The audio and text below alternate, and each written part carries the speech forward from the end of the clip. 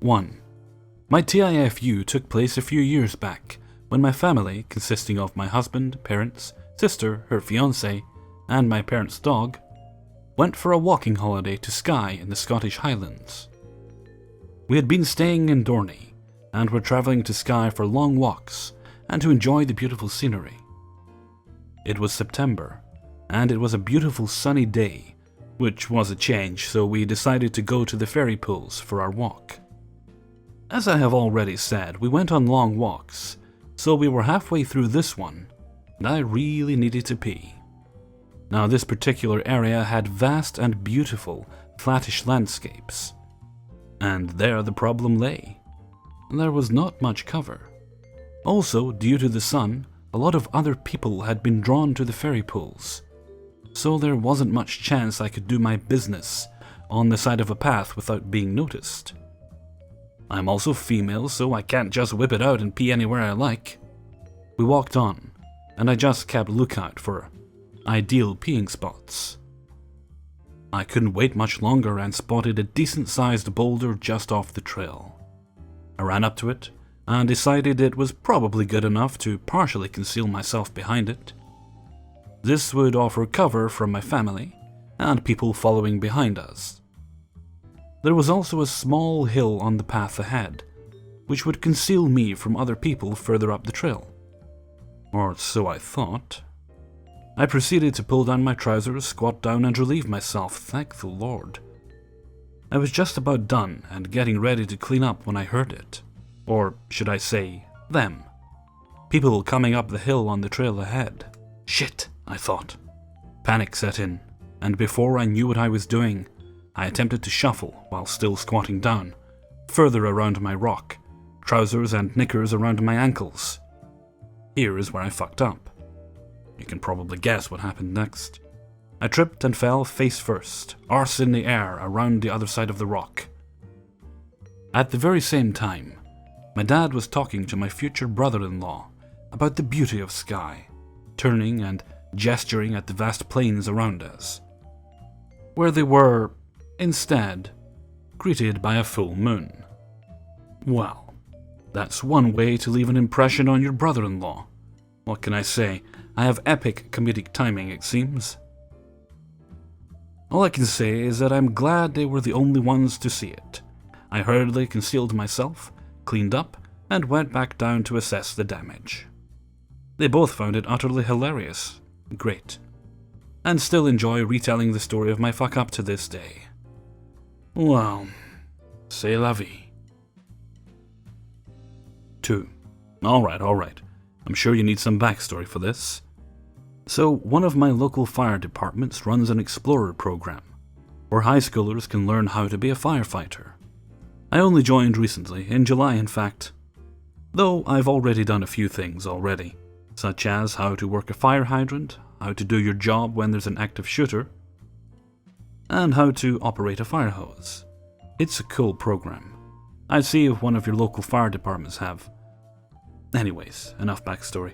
Today the department was hosting a fire safety thing.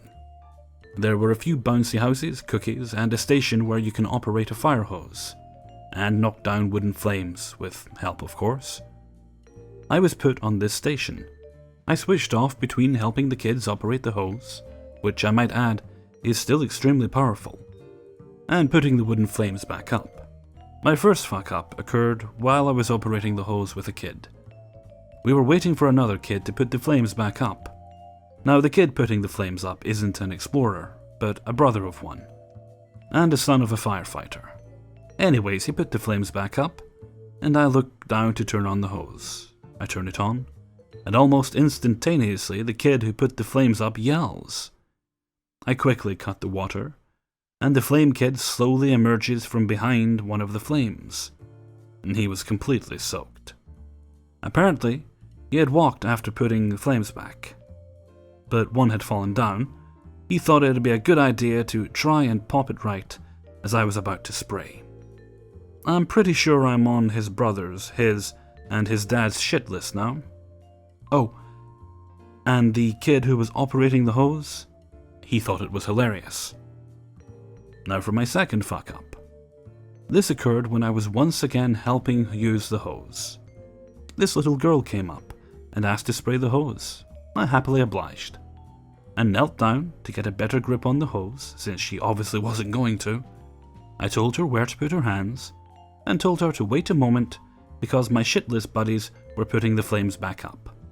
Now, this little girl couldn't have been over 3, and she was an absolute doll.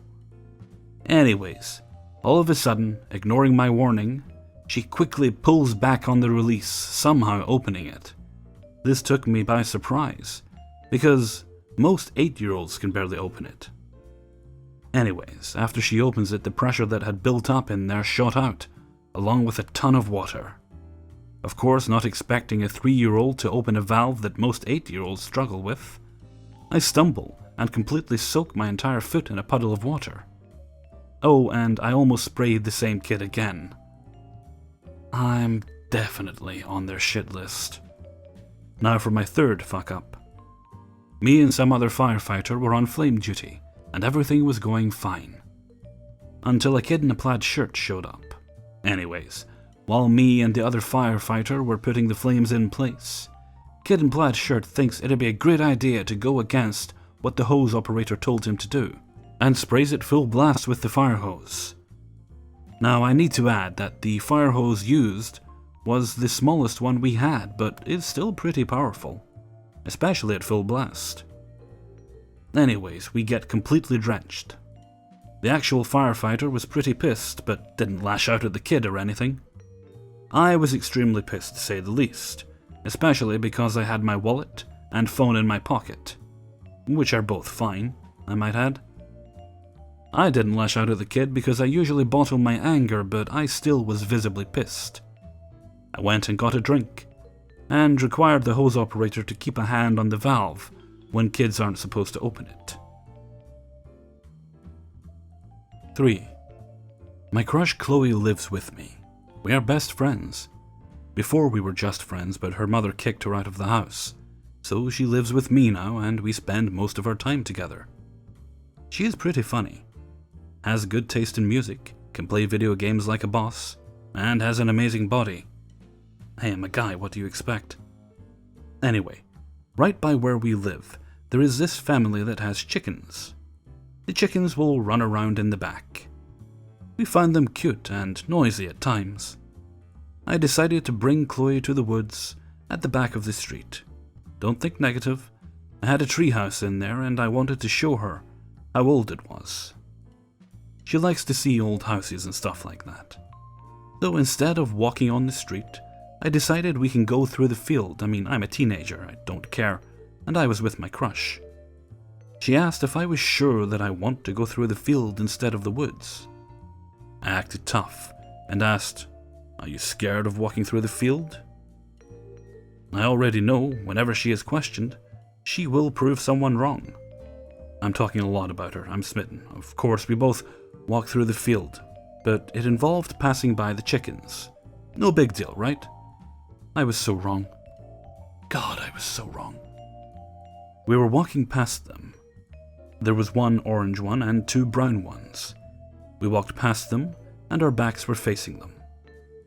It wasn't even 1 minute of our backs facing them, and someone hit the back of my legs. I quickly turned around, and there was one of the brown ones. But this one slightly had some white feathers on it. It just walked around like it didn't do anything. Chloe faced me and gave me a questioning look. She then asked if I was alright. Me, being myself, scoffed and yelled, "Hell yeah, but I think I forgot my phone at the house." She sighed and nodded. We started walking past them. But the chicken that hit me came up in front of me and jumped up, trying to attack me. I squealed and jumped back. It tried again and I jumped away again. I was shaking. I was actually scared. I turned around and tried to get Chloe. She kicked it. I don't blame her. Because if something was going to charge at you, wouldn't you try to hit it? But she did, and it ran back to me. It jumped one more time, I screamed like a girl and ran home.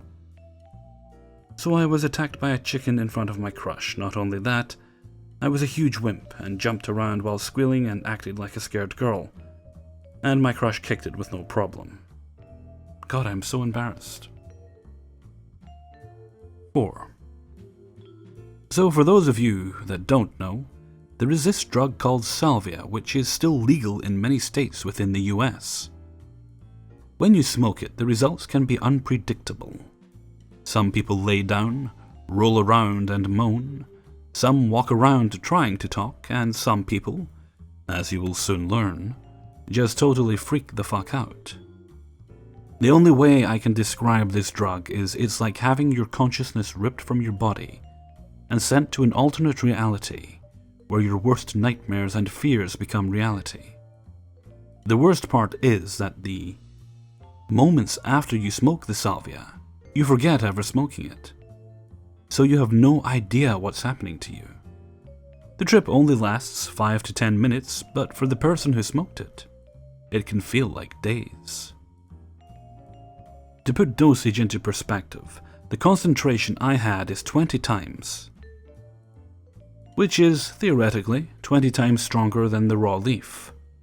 I smoked a very small pinch of this and ended up scaring the fuck out of myself. On to the story. So me and my buddy, who I will refer to as Tyler, like to take smoke breaks together and just chat for 15 minutes, meaning that we are still wearing our work shirts with our work logo on them.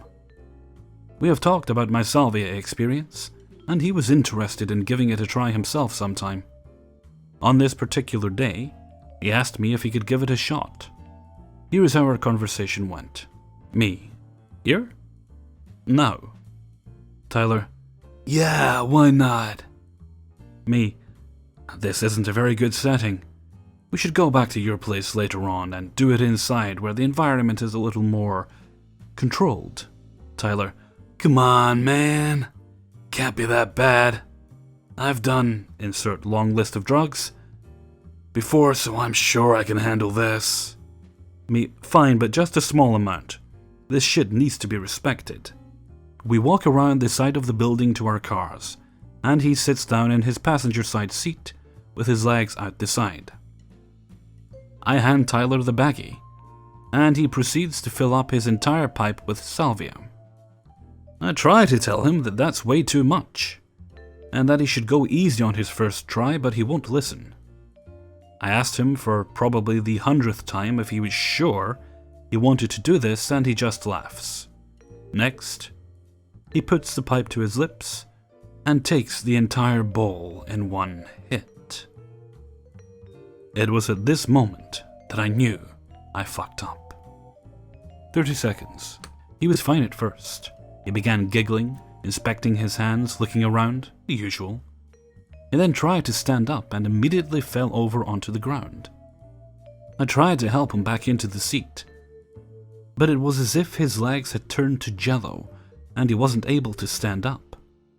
He tried to talk, but all that came out was drool and air. Still, this is pretty standard. I just need to get him back into his chair and wait for him to ride the trip out. 2 minutes. As I'm trying to get him into his chair, he suddenly stands up, straight, grabs me by the arms, and looks right into my eyes. My God, his eyes. He had the look of someone who legitimately thought they were about to die.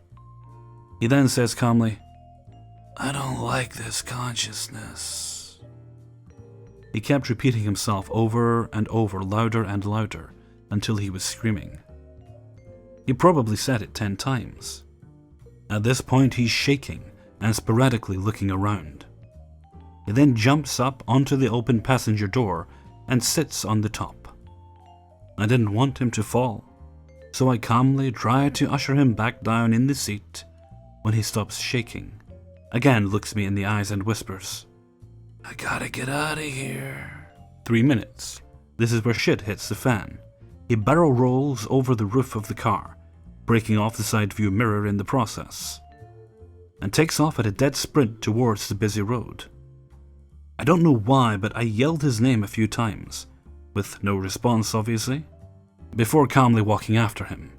He ran into some bushes, then made a left turn away from the road, thank God, and ran out to the middle of the parking lot, in front of the store where he laid down stiff as a plank, with his arms at his side right in front of an old couple who had just parked their car. They tried asking him if he was all right, but I interjected from 25 feet away and calmly told them that he had a stomachache and was just running it off. Such a dumb cover, but they didn't ask questions. 5 minutes. Before I can catch up to him, he gets back up and begins sprinting around the back of the store where a small group of people are walking. As I get closer, I hear them say, "People, where's your friend?" Tyler, "Please help me." People, "Your friend is over there, dude. Go back to him." Tyler comes sprinting back down the side of the building. I grab him by the arms and try to calm him down, but he just looks at me with a horrified face and says, "I don't know if God is real," then takes off running again. 6 minutes. As I round the corner of the store, I see him lying back down on the asphalt, directly in front of the store windows. At this point, he begins to babble, so I ask him if he's okay. He responds incoherently, but it's a response nonetheless. I get him up, put his arm around me, and take him back to the car. 7 minutes. I sit him down and ask him some questions. Me, "What is your name?" Tyler, "Tyler." Me, "What is my name?" Tyler says my name. Me, "Good, where are we?" Tyler looks around. "I have no fucking clue." Me, "That's fine, relax bro. You smoked some salvia and you're just coming out of the trip. You're safe now. I got you." Tyler, "What is salvia?" He took off his shirt and I could see he was shiny with sweat and still shaking a lot. I offered him some water, which he gratefully drank, and then burned his fingers with a cigarette to help him return to reality. He asked me if I could hear carnival music too. There was a jazz concert going on across the street, and I could faintly hear the music, but no carnival music. After forcing himself to puke his guts out and recollecting his head, we went back into work as if nothing had happened. Nobody confronted us about it, so I suppose we got very lucky, with none of the folks he ran into making any comments. He later told me what was going on from his perspective during the trip. But that story would take a whole nother page, or two just to document. 5. This happened last year. An aunt of mine passed. She'd been going downhill for some time. It's also worth mentioning names have been changed.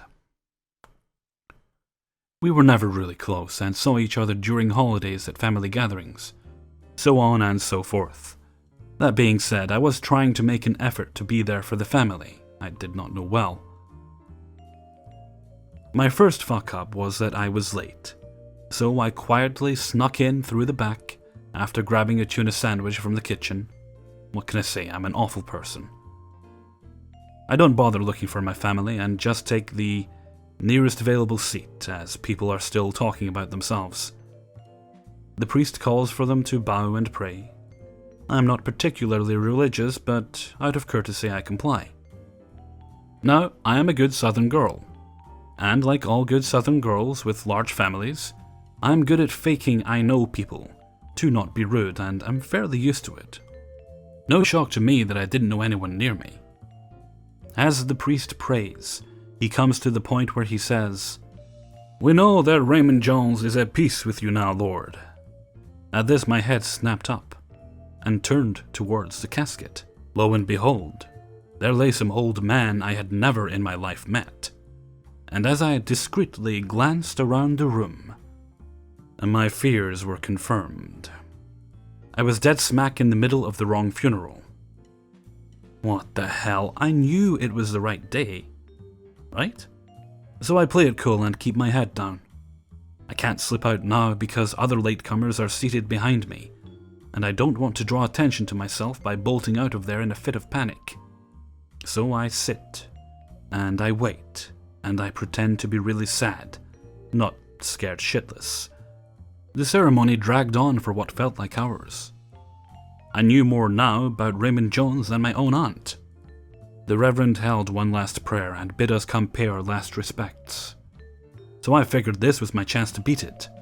I stood up so fast I almost fell over and nearly twisted my ankle. Several pairs of eyes turned to me, and I ducked down and pretended I was crying. I felt a hand on my back and realized one of the mourners was comforting me. Fuck. I tried to excuse myself to the bathroom, and the woman behind me said, "Best get her o'er with, hun," and shoved me forward. So I marched towards the casket with a pit in my stomach, imagining all the horrifying scenarios about to unfold. When I got to the casket, I was in a full-on modified stationary panic. I didn't want to ignore the casket and walk right by and draw more attention to myself, so I quietly placed my hand over his. Whatever face I made must have been mistaken for emotional pain, because the woman next to me gave me this awful, pitying look and sniffed. "Oh, honey, it's all right. We'll see old Ray again," and hugged me before I could make my escape. Not where I'm going, lady. So there I am, hugging this old lady I don't even know, and I could actually cry. I'm so embarrassed. I nod and say thank you quietly, and manage to wiggle free, and I quietly say my sympathies to his family, and discreetly as possible make my way towards the exit, with thankfully no drama. I gave excuses like bathroom and smoke break to anyone who asked as I made my way to my car, got in, and hauled ass. I told my family I had car troubles, and that's why I didn't make it to Aunt Carol's funeral. No one must know. It is a secret. Only old Ray and I share now. Hey everyone, Hellfreezer here, and thank you very much for listening to 5 True Embarrassing Stories, Episode 14. You know, as I was reading that last story there, I couldn't help but think of the, what do you call them? Professional mourners? Well, they're not really professional because they're not getting paid for it, but you know those kind of people who they read the newspapers for funerals? They get all dressed up and they go and attend funerals? Almost like they're death groupies? Not the same situation as the last story, of course, but I couldn't help but thinking of those people. It's an odd fascination. You'll always find 1 or 2 people at any funeral you just don't recognize.